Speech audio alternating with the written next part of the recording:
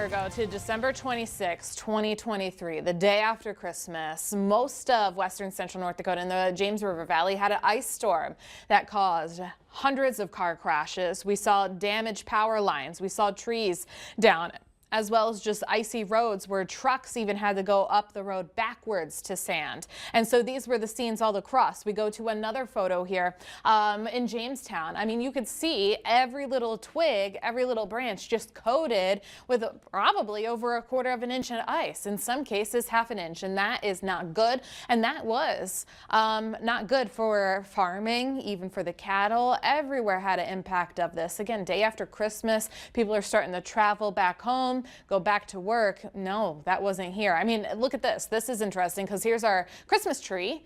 You can see every single needle there being coated with a thick layer of that ice. Even the almost looks like Christmas presents just there, as well as the deck and comb.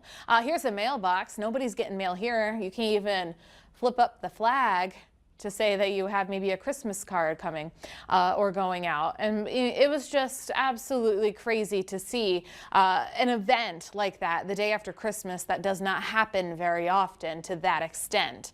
Now, every once in a while, we will have some freezing rain in the forecast, just like we've had for the past couple of weeks. And I'm sorry, but tomorrow morning will be no exception to that. It's going to stay rather light, and it is also going to stay on the scattered side. But the chances here do pick up right around 2 a.m. tomorrow in eastern Montana, then going right through the middle of the state, Highway 83, as it goes to about this time tomorrow, if not already broken apart at that point. But today, fantastic for that outdoor walk. 30s and 40s driving around even through the morning hours. Saw plenty of people walking their dog and going around town.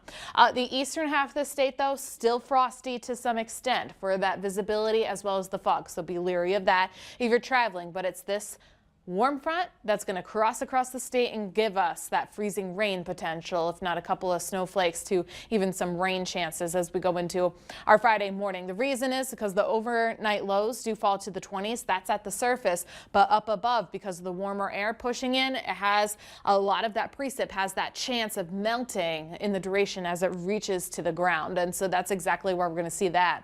But our highs tomorrow then 30s and 40s. So once that passes through, it's a wonderful and a sunny day. Cold front then passes through on Saturday. Honestly, that doesn't do much of anything because we still fall to the 20-degree range as we should be in the single digits, and then 30s and 40s again for our Saturday.